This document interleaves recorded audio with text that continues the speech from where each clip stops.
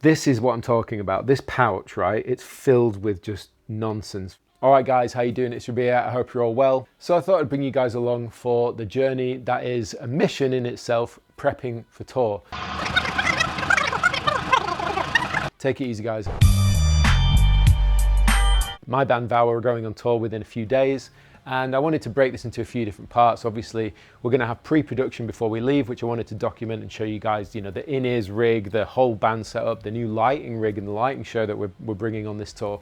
But today, it's more of a annoying mission from my part, which is just coming into my studio and, you know, making sure I've got all the right bits, the right guitars, enough cables, chargers, camera bits, just all the stuff, you know, like when you go on holiday and you know you've got to pack and you know you've got to make sure you pack all the right things and you don't know what the weather's going to be like, so you have to pack contingencies and all that kind of rubbish. That's basically what this video is, but I wanted to show you guys because if any of you are in bands that are planning on going out on tour soon, or it's your first tour, maybe there'll be something helpful in this video. But yeah, basically my studio is a bit of a tip right now because all the band's gear is just spread out because, you know, it's a good place to store stuff while we're waiting to do pre-production, which starts the day after tomorrow. Tomorrow's all about packing clothes. Today's all about packing gear. So let me bring you along for the journey. So the band's gear is kind of all spread out. You can see there's just cases of stuff. My guitar rack's set up still currently. I've got one of my guitar cases here and another one of my guitar cases here. Well, actually that's Joe's, but I borrow it for this tour. And our in-ears rack is over there, as you can see. And what I wanted to do is go through in detail some of the cool things we're doing with regards to in-ears and stuff like that. Pre-pro, which starts day after tomorrow. But one of the things that we are doing is we've actually got a light show for this tour. It's all programmed with time code, which is new territory for us because when I programmed the light show for Tosca, I did it a very manual way in that I had automation lanes in Ableton that controlled RGB, dim and strobe, and I literally wrote the automation for the entire light show for Tosca, which was a mission. Whereas this is way different. We actually had a lighting engineer called Louis, absolute legend, who came in and he's programmed a show around all the songs because it's all done to click and stuff like that. So we've now got the show file, time code stuff, Avalights, box, dongle thing, and it's going to be sick. So we'll go into more detail about that in the next part of this video. But yeah, that's basically what's down here. This is all lights. We've got the light stands down here. But what it does mean is that my studio now doesn't have lights. Well, it has one light because this one is broken. This is Stairville LED, tri-LED bar things you get from Thomann. And that one is broken. It just doesn't listen. Hey, listen! It won't pay attention to anything you tell it to do. It just stays that color the whole time. So that one's staying here. But I actually had another 6 light bars. They were all attached to the ceiling, and I had a couple on stands, as you might have seen in other videos from the studio, but they're all packed away in that flight case down there. This is what I'm talking about. This pouch, right? It's filled with just nonsense from over the last year of gigging and touring, that basically it's just filled with strings and all sorts of stuff that I need to sift through and you know, like organize, and I really can't be bothered, but it has to be done. Okay, so in terms of guitars, I've got the Quantum Industries and I've got the Scotty D. That's Joe's Scotty D.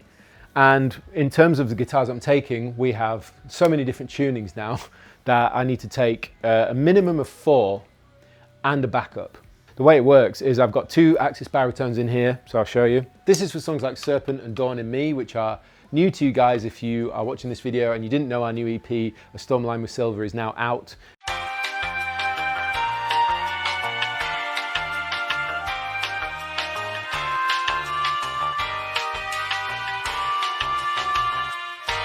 So this is the baritone that I use for Wake of Failure and Serpent, which is a song that's come out on our new EP, A Storm Lined with Silver. And I know which one this is mainly because it's got a black headstock and it's got a silver back, whereas the other one doesn't. It also has some scratches from when a sound engineer dropped it on floor deliberately and didn't tell me, which was really, really nice of him.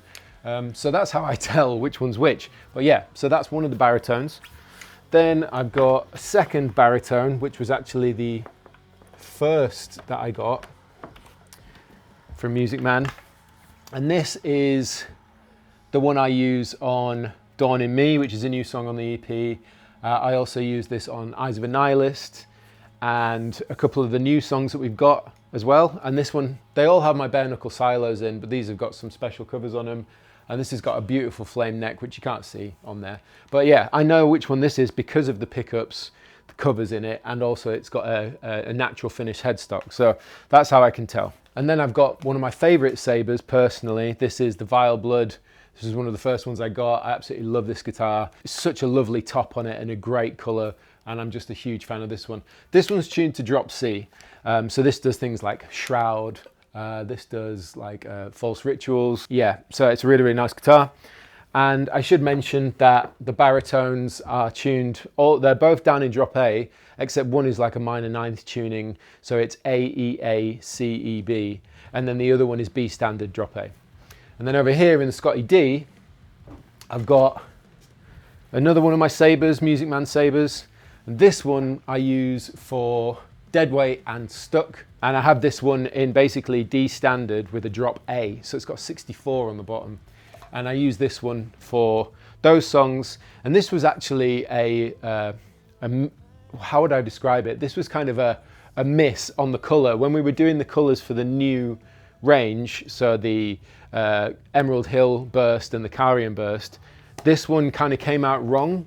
So it's like a murky green or like a grey, but I just happened to use it for those tunings because it worked really well, and I kind of just kept using it for that. So that's what we're doing there. And then I thought a little curveball, I would bring my new Sterling by Music Man Artist Series Saber for a backup, and I'll probably end up using this actually for quite a bit of the set. I'm going to keep this in drop C, and I'm going to use this for things like Shroud, False Rituals, and a couple of other songs. But yeah, I figured I'd bring this one along because they're sick guitars, and you know, what would be the point in releasing a guitar with a company and not use it for what it's designed for, which is playing live and going on tour. So I wanted to bring a mix match of different guitars, and it's worth saying that I did want to bring the Carian burst and the Emerald Hill burst. This is the Carian over here. I wanted to bring this, but then I was like, it's quite pretty, and Vower's quite angry and dark, and I was like, I'm going to bring guitars that are like darker kind of colours. So we've got the Blood Flame Sterling, we've got that murky green one, and we've got the Vile Blood over there. But I haven't used this one yet with Vower, but I used my Emerald Hill burst with them on tour in festival season. So that's 5 guitars I'm taking because of all the different tunings we have. That's the most guitars I've had to take on tour that all get used during the set, which is pretty sick. I can't lie, I'm pretty proud of that. In terms of amps, I'm taking 2 Krakens and these cabs here. Excuse the Dyson Hoover. We've got V30 loaded in a G12H65, and then we've got the gold, Alnico Gold speakers in there. So taking those. My Krakens are over here, cased up, ready to go. As I mentioned before, this case of nonsense that I need to figure out, I actually found a microphone case that I took the inside out, and I think I'm going to use this as my little toolbox for like strings and string winders and all that kind of stuff. We have something that we call the gig box, and the gig box holds spare cables, spare XLRs, a Cat 5 reel for sound engineer, spare mic, and it doesn't have wheels. It's really stressful, it's really heavy, and it's really annoying when you're loading in. Well, Rory was driving over here, and one of the things people do in Brighton is they leave stuff out on the street for free, and if you want it, you take it. As you can see down here, this massive crate that he found, and it's got wheels and it's got a handle, it's huge. So we're thinking that's going to be the gig box because it's got wheels and it's nice and easy to move about. So that's really, really cool. Something else that I think is a good tip is always having extension reels. These are 13 amp extension reels, 4-ways, and it's good to have those for whatever reason. These are going to be used to power the lights. These are the light stands, as you can see, the bases for them. We got some spare DMX cables here, might take that as well. Got the pedal board here as well, which you've seen before, which is in there. Something else that's worth showing you guys, of course, is because we're doing these access passes where people get, you know, like they come before the gig to watch the sound check and hang out with us, check out the rig and how it works, and then obviously they have an opportunity to win some Neural plugins, a bunch of Ernie Ball stuff, and all sorts of other things. I've got all that stored here too. So like if I come into my control room and currently into my, this is my toilet, right? But it's filled with boxes because, you know, I've run out of storage space. So this is filled with Ernie Ball goodies. Everything from picks to straps, cables are underneath. and all these packs of strings, as you can see, there's so much in there. That's all coming because we're giving all this away on the tour. Something else as well that we're going to be doing for the first time on this tour, which we're really excited about, is wireless, and we're doing wireless guitars. And we decided that for our first foray into wireless, we heard about the Shure GLX D16 Plus, I think it's called, systems that are going to work really well for this type of venues and everything that we're doing on this run. So we managed to get a bunch of those so that we can use them with our guitars. These are, we got spare batteries for them.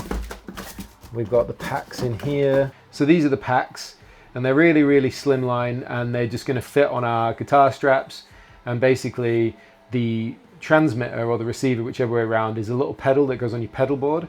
I've got one on mine, which also acts as a tuner, which is also pretty handy. But yeah, basically this is what we will have as our wireless. So we have this pack and we have our in-ears pack as well. But that's those. I've got a bunch of those because there's me, Joe and Rory that are all using them. But something really sick that, as some of you may know, I work with Klotz cables because I think they're probably the best cables that I've ever used, and they're so supportive, probably the most supportive company I've ever worked with. Like every time I've needed cables or DIs or very specialist cabling or DMX cable for the lights, or you know, whatever it is, they've been so supportive and sent what we've needed, and they've just, you know, they're awesome people.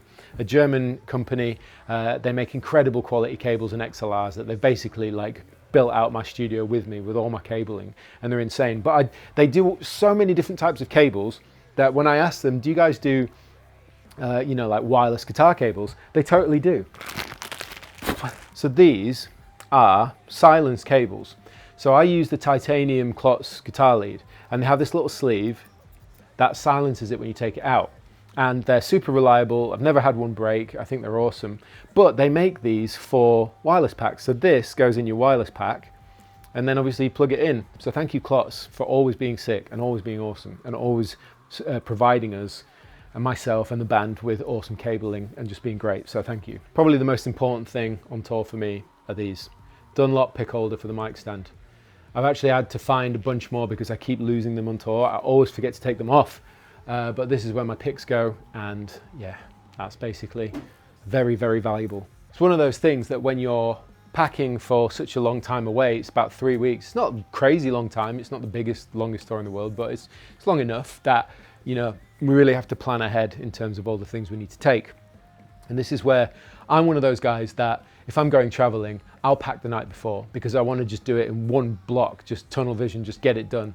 But this time I'm like, there are too many moving parts that I should probably be sensible and start packing everything as I go. So I hope you've enjoyed this little highly caffeinated, quick, like, this is what I'm doing today video that I wanted to just talk about real fast. I need to like pack it all down and make sure it's all collected together, but I just wanted to share my frustration with you guys online because it is one of those things. In any case, if you haven't got tickets and you want to come see us on tour, please check the links in the description box.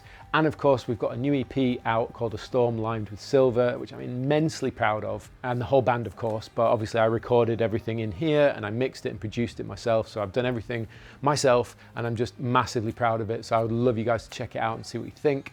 But of course, everything's in the description box below, links and all the rest of it. But thank you for watching this video, and stick around for part 2, which will be coming at pre-production to see how the lighting rig works, how the in-ears work, all the rest of it. Really excited for that. So yeah, take it easy guys, and I'll speak to you all very soon.